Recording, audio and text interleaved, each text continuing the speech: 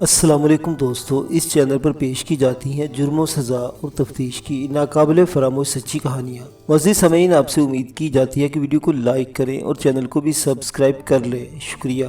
एक दफ़ा का जिक्र है, किसी गांव में दो दोस्त रहते थे, शकील और जमील। लोग इनकी दोस्ती की मिसालें दिया करते थे। फिर एक रोज़ इनकी दोस्ती में एक दरार पड़ गई। वो दरार बड़ी खूबसूरत थी। इसने इनकी दोस्ती का हुलिया बिगाड़ कर रख दिया। फिर कुछ भी बाकी न रहा, कुछ भी नहीं। हमारे ज़माने में तो कोई भी कहानी इसी अंदाज में शुरू हुआ करती थी, लेकिन वक्त के साथ साथ जहाँ हर शय में नो नो तब्दीली आती है, वहीं पर कहानी कहने, पढ़ने और सुनने का अंदाज भी बदल कर रह गया है। आजकल आपकी समाअत और बसारत कुछ इस ढंग की आदी हो चुकी है।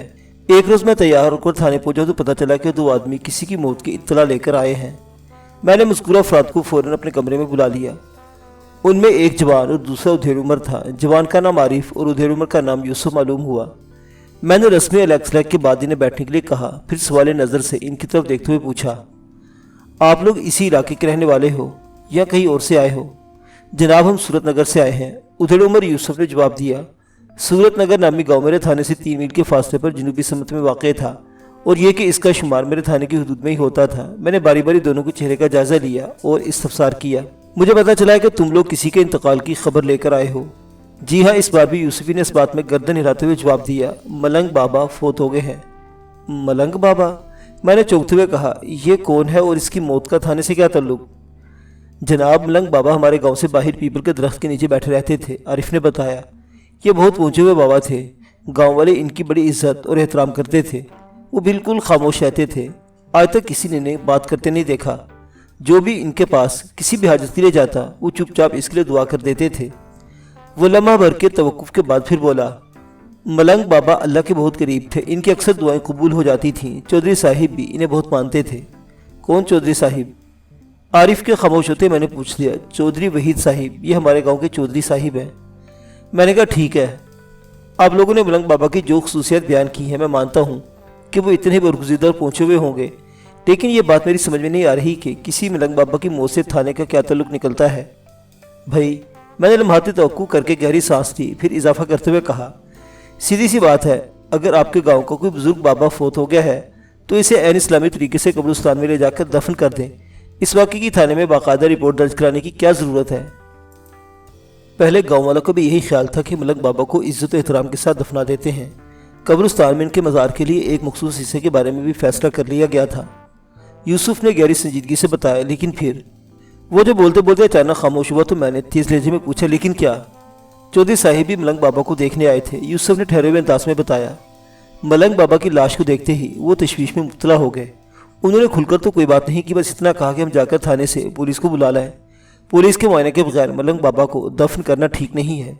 इसका मतलब है चौधरी साहिब ने मलंग बाबा की लाश में कोई खास बात देख ली है, मैंने सनसनाते हुए अंदाज में कहा।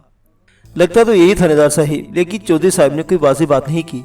आरिफ ने गंभीर लहजे में कहा, हम तो हुक्म के बंदे हैं जनाब। चौधरी साहिब के हुक्म पर आपके पास आ गए, अब जो आपकी मर्जी।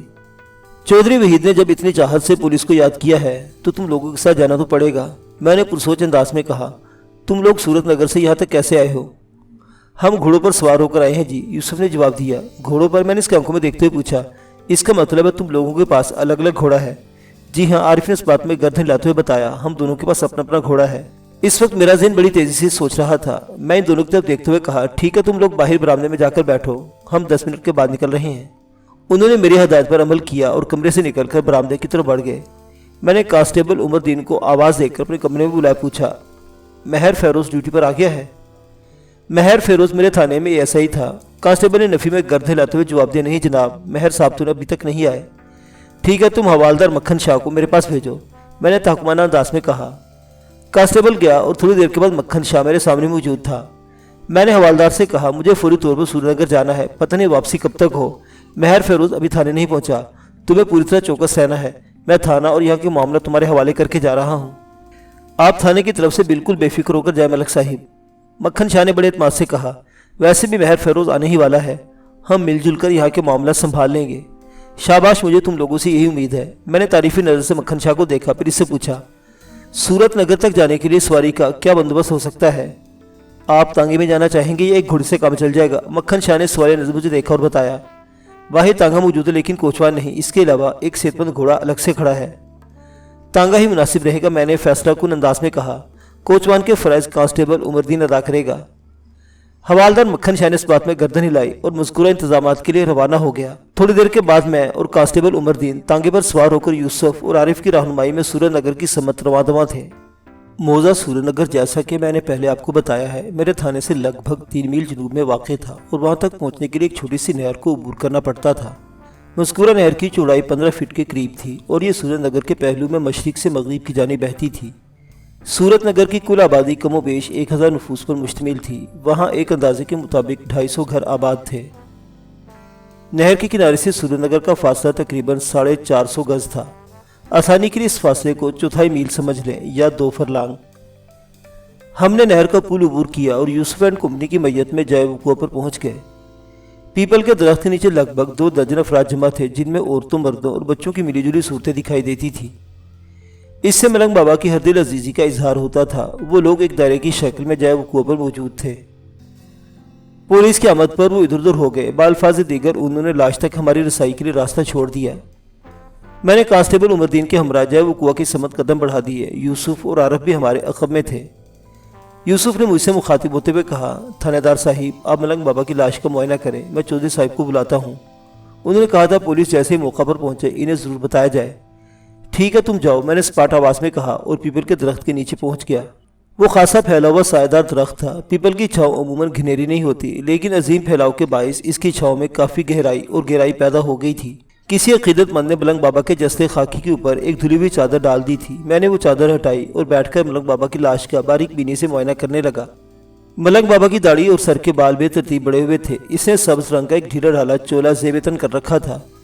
पाँव में जुदा नाम की कोई शय नजर नहीं आ रही थी। गले में बड़े मोतियों की एक माला थी। ये मन के बिल्कुल स्याह थे। सर के बालों ने इसके चेहरे के बेशतर हिस्से को ढांप रखा था। मैंने छड़ी की मदद से मज़कूरा बालों को हटाया तो चौंक उठा। इसके बंद होठों के पास से दाढ़ी के बाल बड़े चिपचिपे और अजीब से हो रहे थे।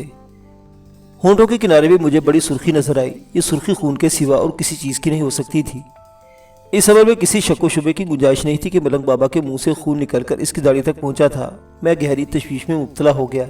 ये एक गैर मामूली बात थी। मैंने मलंग बाबा के होंठों को खोलकर देखा तो इस अंदाजे की 101% तस्दीक हो गई कि मज़कूरा खून मलंग बाबा के अंदर ही से खारिज हुआ था। ऐसा अमूमन इस सूरत में होता है जब इंसान के मैदे में कोई सरीउल असर जहर पहुंच जाए। इन सनसनीखेज लम्हात में मेरे जहन में इस संगीन सवाल ने सर उठाया, क्या इस मलंग बाबा को किसी ने जहर देकर हलाक किया है?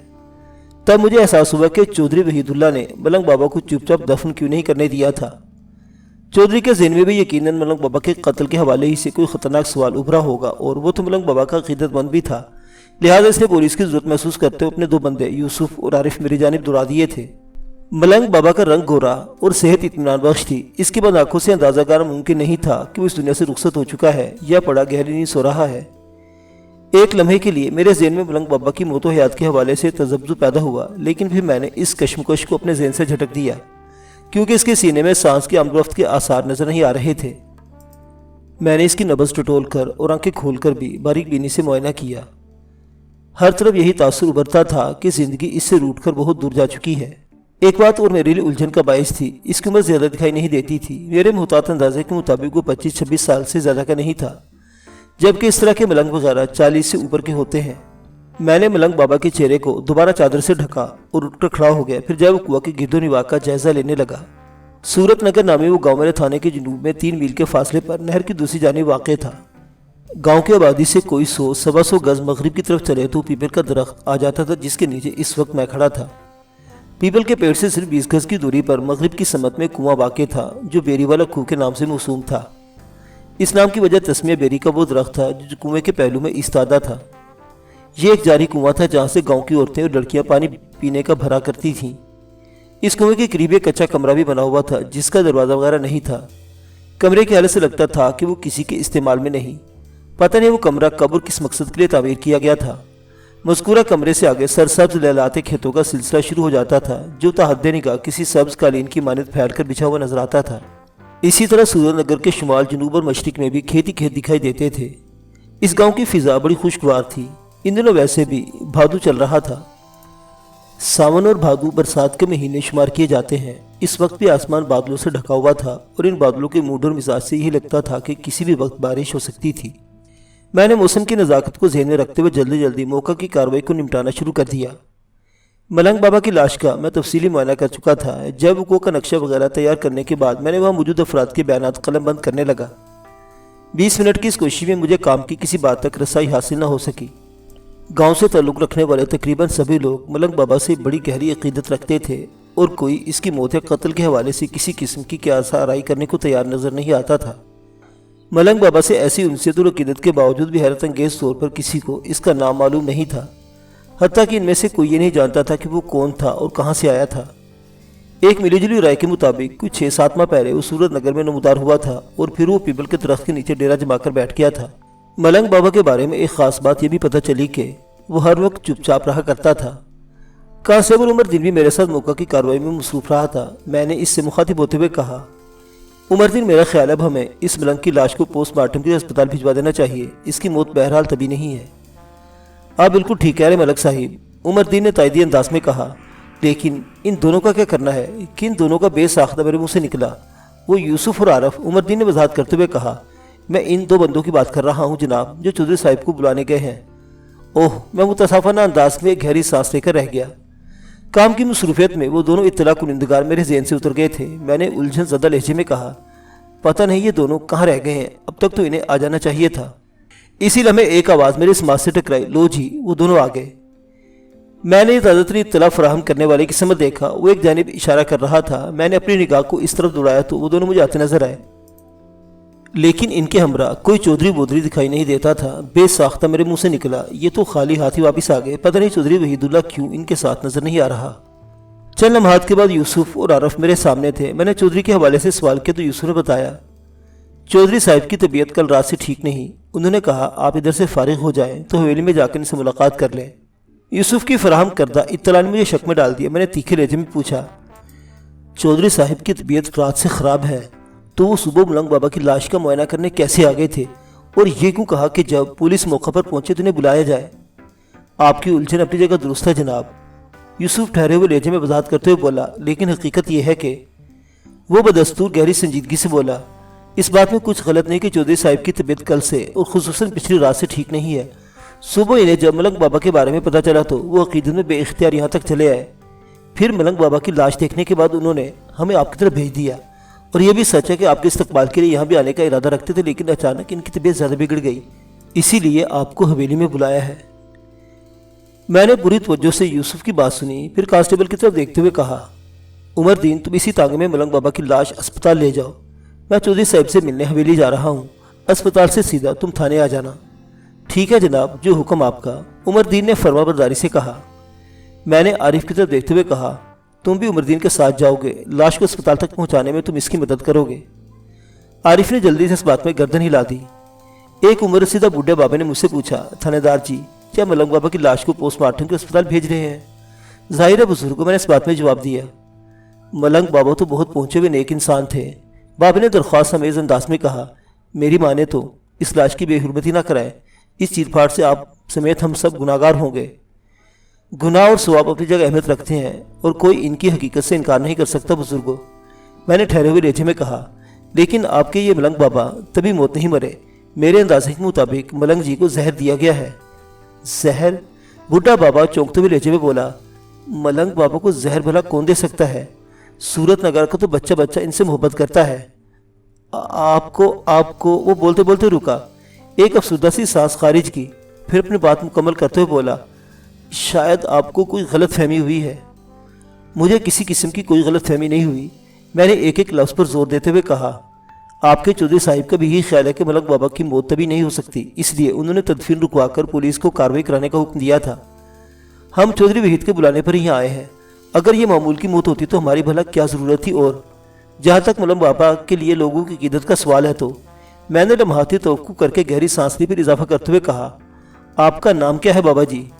کرم دین، بوڑھے بابا نے جواب دیا، گاؤں کے لوگ مجھے کرمو چاچا کہتے ہیں۔ چاچا کرمو؟ میں نے اس بوڑھے بابا کی آنکھوں میں جھانکتے ہوئے کہا، جہاں تک لوگوں کی عقیدت کا سوال ہے تو یہ بات آپ بھی مانیں گے، جہاں 10 افراد کسی سے محبت کرنے والے ہوتے ہیں وہاں ایک آدھ نفرت کرنے والا بھی موجود ہوتا ہے کہ نہیں؟ آپ بالکل ٹھیک کہہ رہے ہیں تھانے دار صاحب، وہ اس بات میں گردن ہلاتے ہوئے بولا، ایسا ہوتا ہے جناب، میں نے تو 10 میں سے ایک کی بات کی ہے۔ میں نے ٹھہرے ہوئے لہجے میں کہا، اور صورت نگر کی آبادی تو لگ بھگ 1000 ہے۔ اگر محتاط اندازہ قائم کرے تو 1000 میں 100 افراد ایسے نکل آئیں گے جو ملنگ بابا کو ناپسند کرتے ہوں گے۔ ان میں سے بچوں اور بڈھے بابا کو ہٹا دیا جائے تو پھر بھی ملنگ بابا کو ناپسند کرنے والوں کی تعداد 50 سے کم نہیں ہو سکتی۔ اب آپ خود ہی اندازہ لگا لے کرمو چاچا۔ وہ لاجواب سا ہو کر مجھے دیکھنے لگا۔ میں نے ملنگ بابا کی لاش کو کانسٹیبل عمر الدین کی نگرانی میں سرکاری اسپتال بھجوایا اور خود یوسف کے ساتھ چودھری وحید اللہ کی حویلی کی جانب چل پڑا۔ معزز سامعین و ناظرین، ہم کوشش کریں گے کہ اس کہانی کا دوسرا حصہ جلد آپ کی خدمت میں پیش کیا جا سکے۔ اپنی دعاؤں میں یاد رکھیے گا۔ اللہ حافظ۔